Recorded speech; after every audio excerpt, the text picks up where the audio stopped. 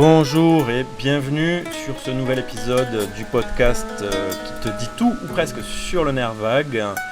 Et je suis ravi de te retrouver pour la suite en fait de l'épisode précédent où je t'ai parlé d'alimentation. Je fais une espèce de lien, on va dire, entre alimentation ancestrale et le nerf vague. Et aujourd'hui, je vais te donner des pistes, des pistes de réflexion, alors pas que des pistes de réflexion d'ailleurs, des outils plutôt même je dirais, pour essayer de mieux gérer ton alimentation si tu rencontres des problèmes par rapport justement à ton alimentation. Avant ça, quelques petites clarifications ou plutôt des annonces. Alors si tu es en vidéo, je suis un peu dans le sombre aujourd'hui. Pas bien gérer la lumière, on s'en fiche, c'est pas très grave. T'es plus là pour m'écouter et regarder le paysage derrière moi, profites-en.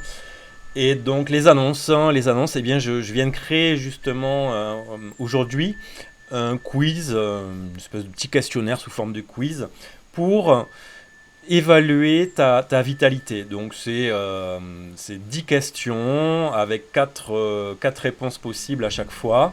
Et tu as juste à répondre, me donner ton nom et ton mail, et tu auras le résultat de ton niveau de vitalité.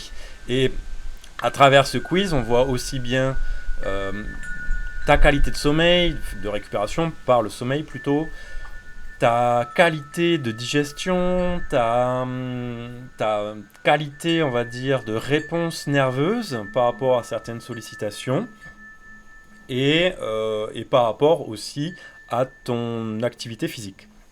Est-ce que tu en as, est-ce que tu en as pas, voilà, comment est-ce que le corps, comment tu te sens en fait quand tu viens de faire une séance de sport par exemple. Alors, les questions ne sont pas tout à fait formulées de cette manière, mais je te laisse le découvrir. Je mets de toute façon le lien vers ce quiz en description, et tu verras sous le lien aussi, il y a des solutions pour les personnes qui veulent prendre soin d'elle à travers des compléments alimentaires de très haute qualité, éprouvés scientifiquement et par plusieurs milliers, voire millions de personnes à travers la planète, parce que c'est quelque chose, ce sont des produits que l'on retrouve partout. Voilà, tout simplement. Je te laisse découvrir ça aussi.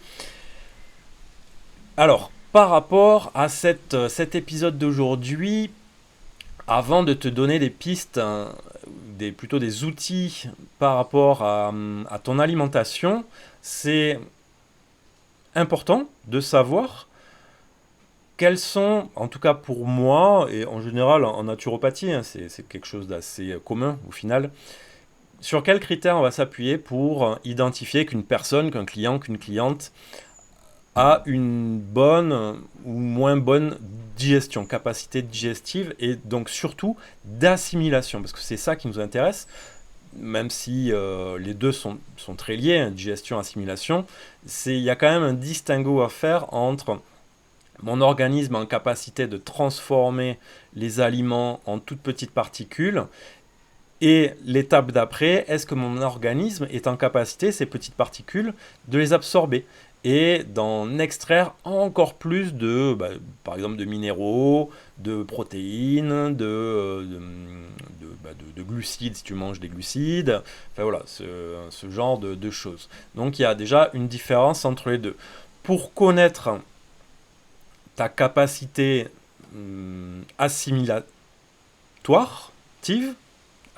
d'assimilation plutôt, voilà, je vais le formuler de cette manière-là. Donc ta capacité d'assimilation,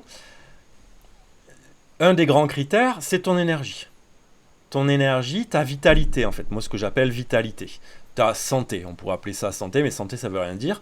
Et vitalité, c'est est-ce que tu as chaque jour suffisamment d'énergie pour réaliser ce que tu as à réaliser dans ton planning, dans ton agenda par exemple.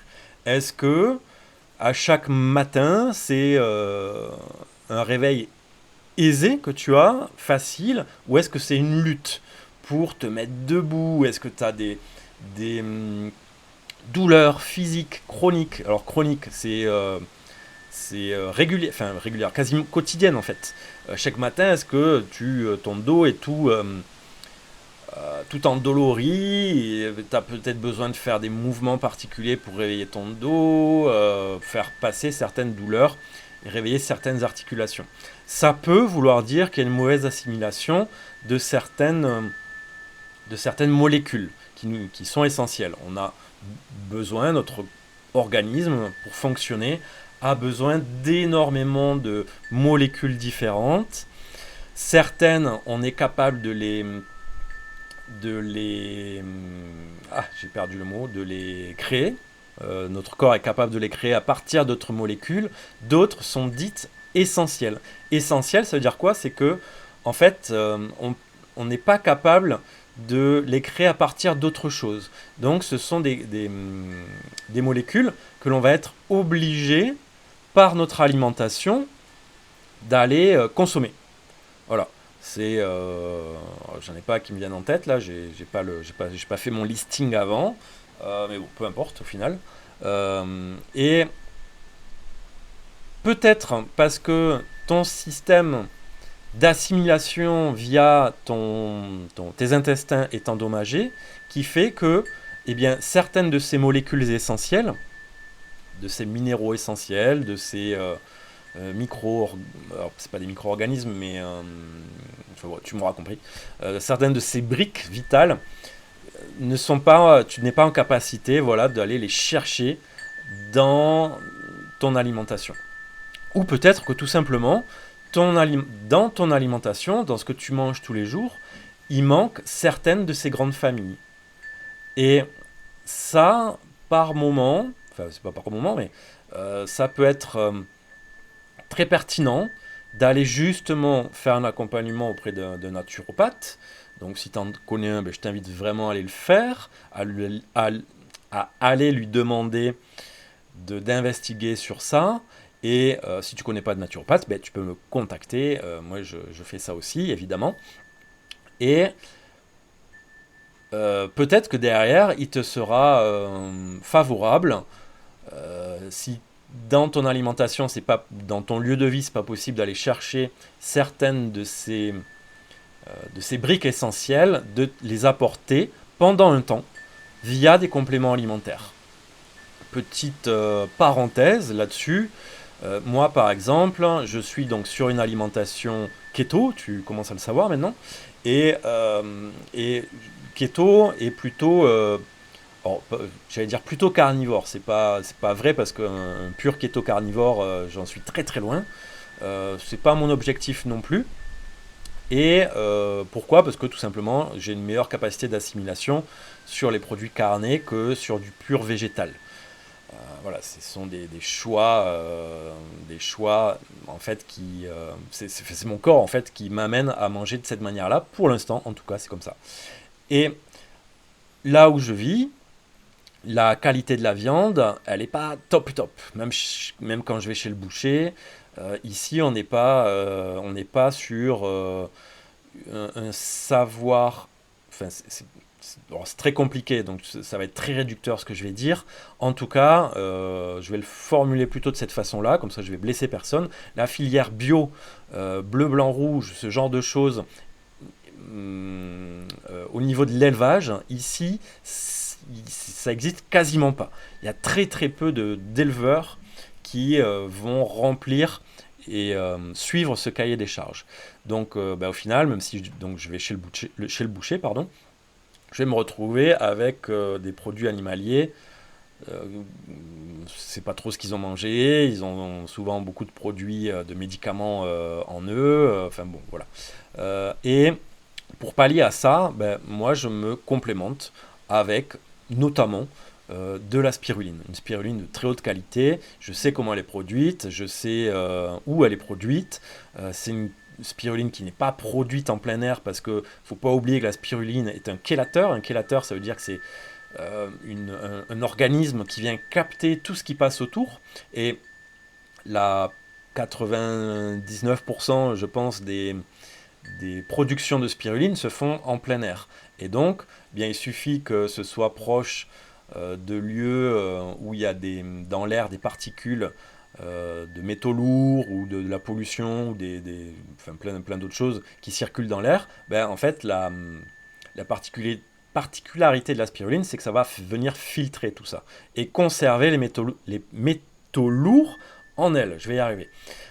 Et alors c'est dommage si on consomme de la spiruline qui a été produite en plein air, parce que d'une, on a très peu de contrôle sur les courants d'air, hein, et de deux, si on consomme une spiruline qui est déjà chargée en métaux plus ou moins lourds, eh bien, elle va venir dans notre corps, une de ses fonctionnalités, est amoindrie, voire n'est pas du tout active. Parce que dans notre corps, quand on consomme de la spiruline, outre pour l'apport de protéines, de fer, d'autres choses, certaines personnes consomment principalement la spiruline pour nettoyer, pour évacuer les métaux lourds qu'elles auront emmagasinés dans leur organisme. Tout ça pour dire que donc, je consomme par moment des compléments alimentaires parce que dans les magasins, chez les producteurs locaux, je ne trouve pas ce que je souhaite. La qualité surtout que je souhaite. Et c'est une des raisons. Voilà. Elle est mienne, elle est propre. C'est à chacun de trouver son propre intérêt à aller consommer des compléments alimentaires. Il n'y a aucune obligation, évidemment, là-dedans. Néanmoins, au niveau de l'alimentation et au niveau de la digestion, qu'est-ce qu'il y a comme critères qui vont, moi, me faire dire en tant que naturopathe que ta digestion, elle est pas top top, quoi. Bah, déjà, est-ce que à chaque fois que tu manges, ton ventre il gonfle? Est-ce que à chaque fois que tu manges, tu ballonnes? Est-ce que dès que tu as mangé, dans la demi-heure, l'heure qui suit, tu produis des gaz? J'ouvre une nouvelle parenthèse là-dessus. J'entendais un extrait d'une émission à la télé. Je ne sais pas quel était enfin bon, il y a un gars reprenait une étude et il disait que en moyenne, un occidental, un européen, on va dire, a une trentaine de gaz par jour. C'est énorme, en fait. C'est énorme. C'est même incompréhensible quand on regarde ça sous l'aspect de la naturopathie. Pourquoi il y aurait une production de gaz? Tout simplement parce qu'en fait, la digestion, ou en tout cas ce que tu manges, n'est pas bien digéré, ça vient fermenter, et qui dit fermentation, dit stagnation dans tes intestins, et donc, c'est comme un purin, si tu veux, comme un compost, en fait, où ça vient se dégrader, et alors, il y a plein de raisons différentes, hein, mais ça vient se dégrader en tout cas en toi, et donc ça produit des gaz, et il va bien falloir qu'ils sortent. Une personne qui a une alimentation complètement appropriée à sa morphologie, à son activité physique, à ses besoins, ne va pas gazer 30 fois par jour. Et c'est une moyenne, hein, donc ça veut dire qu'il y en a, ils vont faire 60 et d'autres, ils vont faire 0. Euh, Moi, je préfère aller vers quelqu'un qui me dit, c'est très rare que je pète. Et ça, c'est un signe de bonne santé, hein. Excusez-moi, hein, mais avoir des flatulences, ce n'est pas un signe de bonne digestion et encore moins assimilation. Voilà, tu le sauras. Ça, c'est un bon critère parce que en général, ça, on s'en rend compte. Ou nos proches nous en font rendre compte. Et un autre critère qui va me faire dire que il y a un problème dans ton alimentation, dans ta digestion, ça va être la fatigue que tu vas ressentir après avoir mangé. Ce besoin après avoir mangé à midi par exemple, de te reposer, de faire une soi-disant micro-sieste pour récupérer, et pour voilà, la fatigue qui arrive. Et le soir, pareil, tu vas manger et tu vas t'écrouler. C'est pas normal non plus. Pareil, ici, il y a plusieurs raisons. C'est soit parce que, en fait, déjà, ton système est complètement épuisé, donc dès que tu vas mettre quelque chose en bouche et faire enclencher ton système digestif, eh bien, il y a tellement de fatigue installée que l'énergie que cela va demander à ton organisme d'aller digérer, eh bien, le peu d'énergie plutôt qui reste, elle va venir se concentrer dans la digestion, dans l'estomac, dans les intestins et dans tous les processus digestifs. Et, et ça, c'est pas normal. Même si, comme les soi-disant 30 flatulences par jour, c'est commun, c'est pas parce que, comme dirait Coluche, je le paraphrase, même si la majorité pense la même chose, c'est pas qu'ils ont raison, c'est pas la vérité. Voilà, on banalise des phénomènes et des symptômes, parce que ce sont des symptômes, en nous faisant croire que depuis la petite enfance, c'est normal. C'est normal de péter tout le temps, c'est normal de rôter, c'est normal d'avoir le ventre qui gonfle, d'être fatigué, d'aller faire la sieste. Non, c'est pas normal. Si tu as suffisamment de sommeil et un sommeil réparateur, et que dans ta journée, t'es pas à 15 000 à l'heure tout le temps, t'as pas besoin de faire de micro-sieste. Voilà. Si tu es un sportif de haut niveau, oui, peut-être, parce que tu pousses tellement ton corps dans les retranchements que tu as besoin de plus de récupération. Mais une personne qui a un métier plutôt de bureau, plutôt sédentaire, la micro-sieste, elle devrait même pas être au programme en fait. Ça devrait même pas se présenter physiologiquement. Voilà pour ce genre de choses, de critères en tout cas. Après, il y a d'autres critères, mais qui sont plus difficilement rapprochables euh, directement à la digestion. Ça peut être des inflammations du visage, des rougeurs, des petits boutons, ce genre de choses, une haleine aussi particulière qui vont pouvoir nous indiquer qu'il y a une problématique au niveau de la digestion. Comment, tout ce qui est aussi lichen, les lichens plants, ce sont c'est comme un lichen, le lichen comme la plante, hein. En fait, ce sont donc un lichen, une espèce de mousse qui vient se déposer alors, dans les parois œsophagiennes. Ça peut remonter jusque sur la langue. Il peut y avoir aussi, au-delà, autrement que les lichens, il peut y avoir j'ai oublié le nom. Bon, après tout ce qui va être candidose, hein, ce genre de choses. Évidemment, ça vient nous parler de ton alimentation et des problématiques autour de l'alimentation, de la digestion, de ta flore microbienne et tout ça, de ton nerf vague, évidemment aussi, parce que, évidemment, dès qu'on parle alimentation, on parle de nerf vague. Dès qu'on va parler de respiration, on va parler de nerf vague. Si tu regardes la vidéo, eh bien, je te le montre là, mais le nerf vague, il passe par là. Il y a une branche à gauche, une branche à droite. La branche au niveau du cœur va directement venir entourer une partie du cœur. Ça passe à travers les poumons, ça passe à travers le diaphragme. Ça vient dans toutes les entrailles, jusque dans les intestins et jusque assez bas dans le bas-ventre. Et donc forcément, c'est en lien aussi directement avec l'intitulé de ce podcast qui est de parler du nerf vague. Et un autre critère aussi, ça va être, donc, évidemment, je suis bête, mais c'est les plus flagrants, c'est le surpoids, l'obésité, le sous-poids, évidemment aussi. Ça va être beaucoup les problématiques aussi émotionnelles, pardon, parce que à travers le nerf vague, hein, l'alimentation et l'émotionnel sont très, très, très liés. Des problématiques, j'essaie de trouver comment exprimer ça, mais c'est assez simple en fait.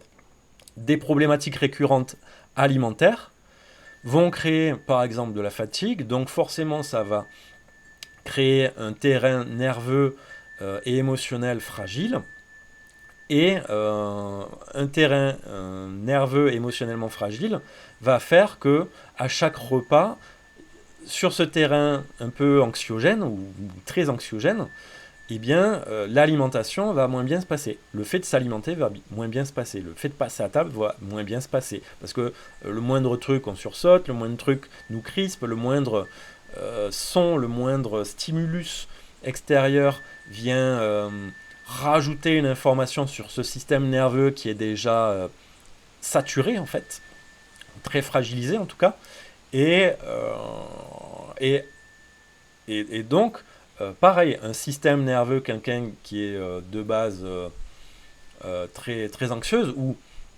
tu l'as peut-être déjà vécu, mais après avoir vécu quelque chose de très sollicitant, nerveusement, après un accident, après une très mauvaise nouvelle, après ce genre de choses, d'événements, en général, t'as pas faim. Pas de suite en tout cas. Peut-être qu'à un moment donné, tu vas te jeter sur la nourriture comme un palliatif.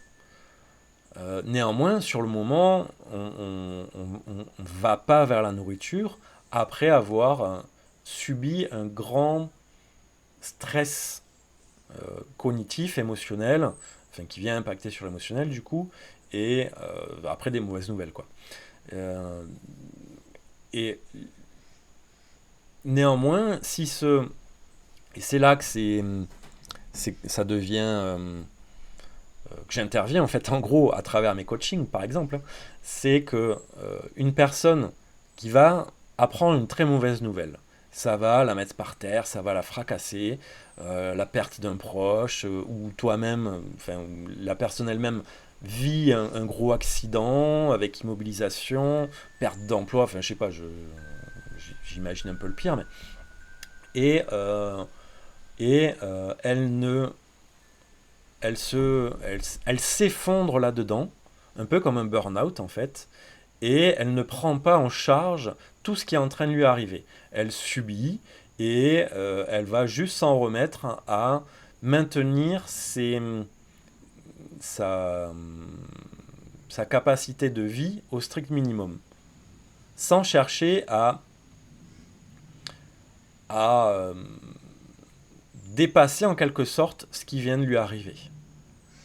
Eh bien, en fait, le système nerveux se met en sécurité et il va rester dans une vigilance, plus ou moins extrême, selon ce qui nous est arrivé, selon notre passif et tout un tas de raisons. Et en fait, petit à petit, là va s'installer quelque chose de chronique et qui va, au fur et à mesure, venir impacter notre alimentation. Parce que, je le redis, l'événement qu'on vient de subir a impacté notre système nerveux. À travers notre nerf vague, notre nerf vague vient capter des centaines, des milliers, des millions d'informations par seconde. Des informations de notre environnement extérieur et de notre environnement intérieur. Si pour une raison XY on ne se sent pas en sécurité et qu'en plus ça dure dans le temps, notre système nerveux est toujours en vigilance avec la crainte que c'est l'épée de Damoclès en fait, qu'il y ait malheur sur nous à chaque pas qu'on va faire dehors, à chaque nouvelle expérience peut-être qu'on va être amené à faire.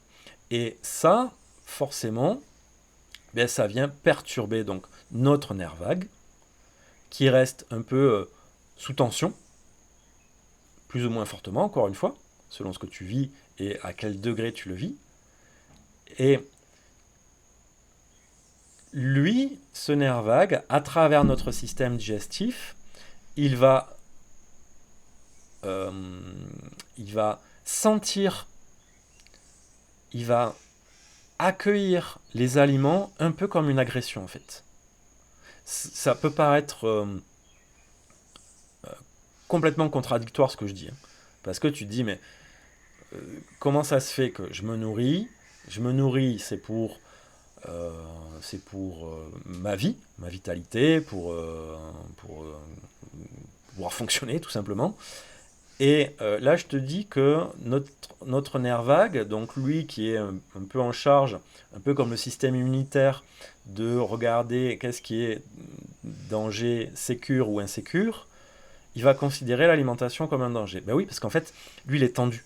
Il est tendu et en fait, tu viens lui créer une sollicitation à travers l'activation de ton système digestif, ce qui fait que sur un système déjà en tension, ben, on rajoute une tension qui, de base, est là pour entretenir la vie, mais comme il y a surtension, la tension augmente encore plus, et donc ça vient créer des crispations et des dérèglements au niveau de la digestion, de l'assimilation, et c'est après sa cascade, des règlements hormonaux, des règlements de tout le système nerveux, des règlements émotionnels évidemment, c'est directement lié, et des règlements du sommeil, et là c'est la boucle infernale, jusqu'à ce que on décide de s'arrêter et d'aller essayer de repérer, à l'aide d'un accompagnant, c'est toujours plus facile, d'aller repérer qu'est-ce qui a fait, quel est en gros en fait, quel est le premier élément qui a fait que tout ça petit à petit s'est mis en place. On peut commencer par les derniers trucs, hein. Après ça va être la pelure d'oignon, jusqu'à arriver jusqu'au cœur. Voilà. Et c'est l'idée, en tout cas, des accompagnements et des coachings autour de tout ça. J'ai dit que j'allais te donner des outils, j'en ai pas encore donné. Donc, partie outils. Outils de, mettons, je sais que j'ai une problématique avec les glucides. Et ça, tu retrouveras plus de détails, plus d'exercices et d'accompagnement à travers le programme que j'ai mis en place, un programme vidéo qui est disponible. C'est un accompagnement sur 3 semaines que tu peux étaler sur beaucoup plus longtemps. J'ai juste donné un temps pour clarifier mes propos en tout cas. Et donc, mettons, tu sais que tu as une dépendance aux glucides parce que à chaque fois que tu as une petite émotion, tu vas te jeter sur des gâteaux, sur des bonbons. Voilà, tu sais on sait tous qu'on est plutôt soit un bec sucré, soit un bec salé. Voilà, plutôt. Alors, ceux qui connaissent pas l'expression, soit une appétence pour le sucre, une attirance pour le sucre, soit une attirance pour plutôt le salé. Et même quand on a une attirance pour le salé, ça peut cacher beaucoup de glucides dessous. Voilà. Faut juste le savoir ça. Et par exemple, tu découvres ça. Ah, moi je mange beaucoup de sucre. Ok. Première étape, ça va être quand tu te retrouves dans un environnement qui n'est pas sursollicitateur. Donc ça veut dire pendant un week-end, pendant un week-end à rallonge, pendant tes vacances, ce que tu veux. Si tu es à la retraite, tu as encore plus de moments pour expérimenter ça. L'idée, ça va être dans un premier temps, je la fais brièvement, mais ça va être ok, mon premier réflexe, donc, c'est, ah tiens, là je me suis préparé des choses où il y a quand même beaucoup de glucides. Donc c'est déjà aussi identifier quels sont les aliments qui comportent des glucides. Ça, c'est ton job. Ou d'aller dans mon programme. Ensuite, on va se préparer notre assiette habituelle, notre goûter, notre dessert, peu importe. On va ramener de la présence, de la conscience sur ce qu'on est en train de manger. C'est-à-dire que, mettons, tu as l'habitude de manger devant la télé, déjà tu vas couper la télé.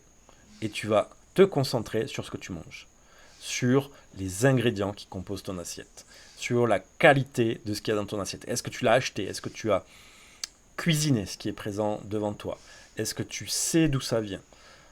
Quels sont, mettons, s'il y a une vinaigrette, comment est composée ta vinaigrette? Ou est-ce que c'est un truc tout acheté que tu as?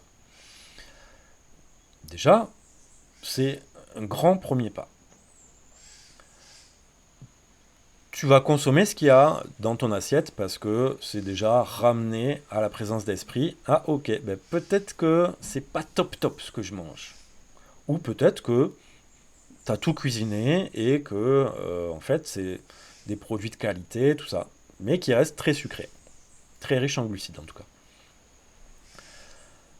Dans un deuxième temps, le lendemain par exemple, ou la semaine d'après, tu peux faire ça pendant une semaine, juste observer ce que tu manges.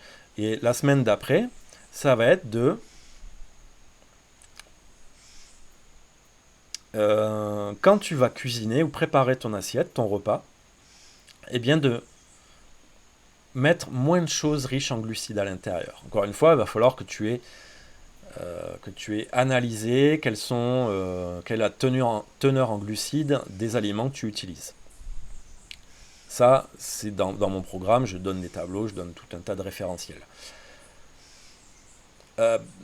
Donc ça va être, quand tu vas cuisiner, de peut-être changer tes ingrédients. Et de voir, mettons, tu as l'habitude de manger beaucoup de pommes de terre. Pommes de terre, c'est de l'amidon, donc ça reste des glucides, donc du glucose dans notre organisme. Je dis n'importe quoi, hein, mettons tu manges des patates à chaque repas, ou une fois par jour, ça va être de manger tous les 2 jours. Et pas de remplacer ça par plus de riz, ou plus de légumineuses, ce genre de choses. C'est ok, j'enlève un apport de glucides. Qu'est-ce que ça fait dans mon ressenti?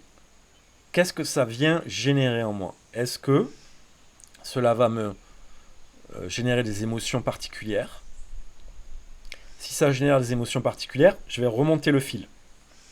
Pas oublier que, si tu as bien retenu ce que j'ai dit à travers les épisodes précédents, nos émotions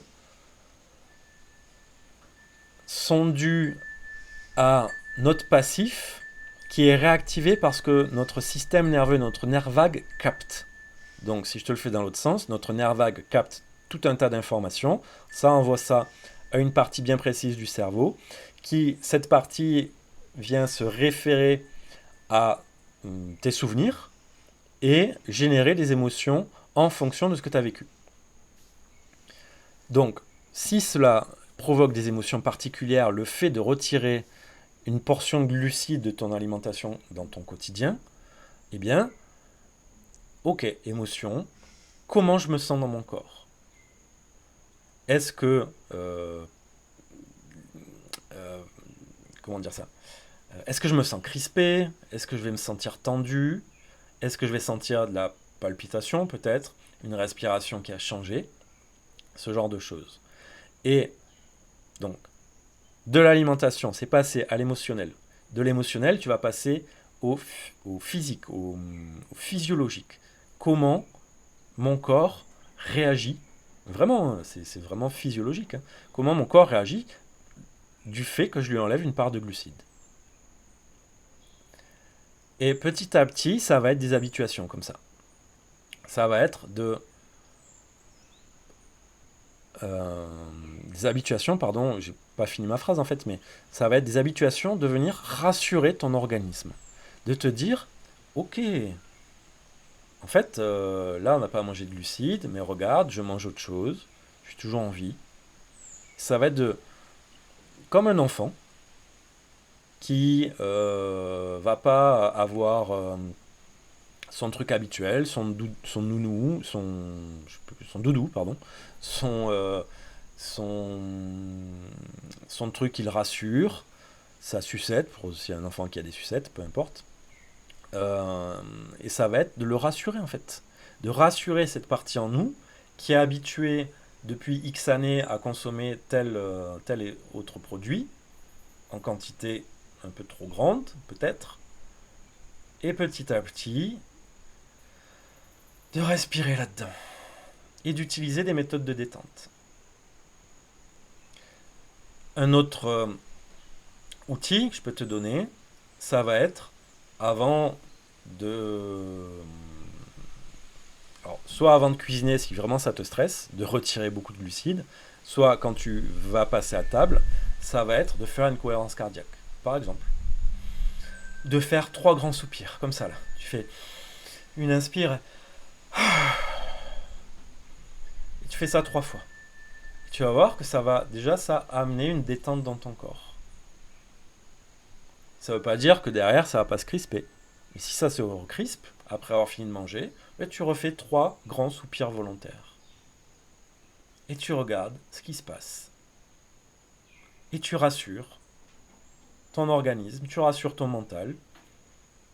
Tu rassures pas en te jetant sur le gâteau à 4 heures. Hein. Tu le rassures en lui parlant. En te parlant en fait. Te disant, ok, là on est sur un chemin de rééquilibrage alimentaire. Voilà, tu te racontes tout un discours, toute une histoire qui t'est propre et qui est là en fait pour venir apaiser tout ton système. Ton système, il n'est pas bête parce que très rapidement, il va se produire des bienfaits dans ton organisme et à partir du moment où ton système nerveux va se détendre, parce que tu l'accompagnes aussi consciemment et volontairement, ça va être crescendo en fait. Ça va être comme les morceaux de sucre, enfin c'est pas la bonne image, les pièces de comment ça s'appelle de domino qui s'écroulent les unes après les autres. Voilà. Donc Candy, je crois, avait repris ça avec des morceaux de sucre pour faire de la pub. Mais bon, on va pas faire ça avec des sucres, on va faire ça avec des dominos. Et ça va être l'effet domino de je prends soin de moi à travers mon alimentation en réduisant par exemple l'apport de glucides. Alors, petite parenthèse, pourquoi les glucides, pourrais-tu me dire? Parce que les glucides viennent sursolliciter ton organisme. Les glucides, c'est un... alors, je vais faire un parallèle, ça vaut ce que ça vaut. Les glucides, c'est comme la cocaïne par rapport à l'herbe, à la ganja, à la marijuana. C'est-à-dire que les glucides sont excitateurs, comme le café. Voilà. Plutôt prendre le café et la tisane de camomille qui va t'endormir. Voilà, plutôt prendre ça.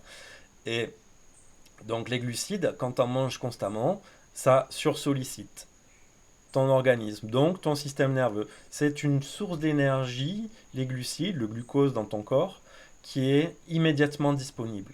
Donc quand tu manges des glucides, tu envoies une information à ton corps. En fait, c'est comme si tu lui disais, ben là on va bouger. Sauf qu'en fait, on bouge pas. On va rien faire.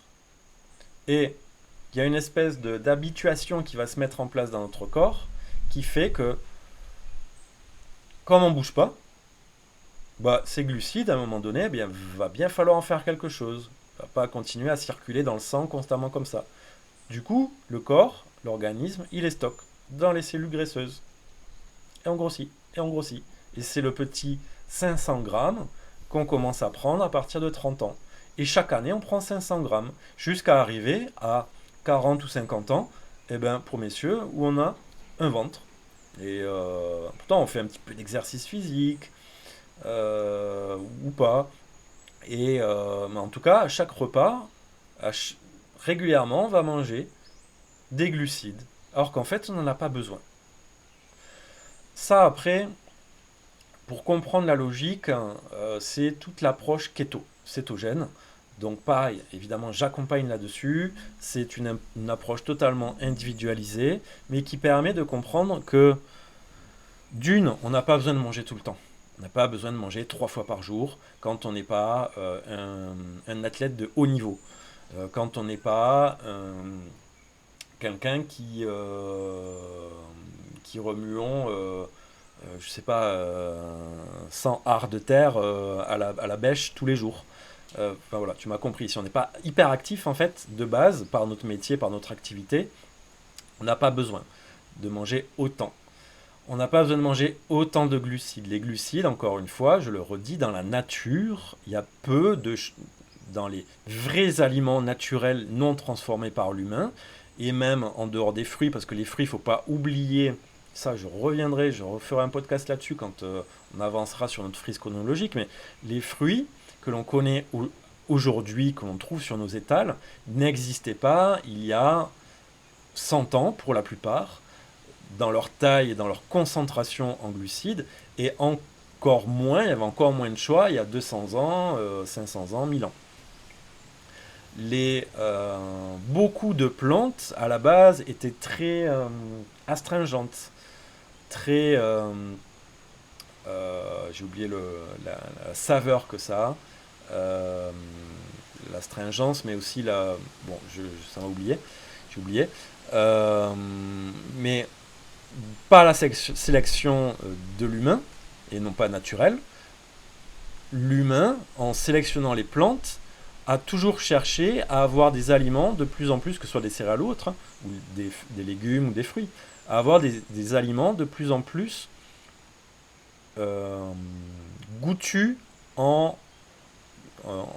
proche du sucre, doux. Voilà, c'est le goût douceur. C'est ça qui a été recherché. Et pour avoir la douceur, c'est des aliments qui sont très riches en glucides. Alors qu'un aliment de base, qu'est-ce qu'on pourrait avoir comme aliment? La coriandre, par exemple. Alors, c'est pas vraiment un aliment, mais c'est un condiment. Mais ce genre de goût, on se rend bien compte quand on met de la coriandre en bouche, c'est pas du tout un goût de douceur. Ça réveille les papilles. Et voilà, en gros. Ce que j'avais plus ou moins à dire. Donc, sur les outils, je t'invite à réécouter cette partie-là, à partir de 25 minutes à peu près, si tu veux renoter le petit processus. Sinon, voilà, il y a un programme qui est en ligne, qui existe. C'est un programme sur 3 semaines, ou plus, comme je disais. C'est juste que j'ai donné des étapes à suivre pendant 7 jours. Mais on peut les suivre pendant 14 jours, 3 semaines, peu importe. Chacun trouve son rythme dans les processus.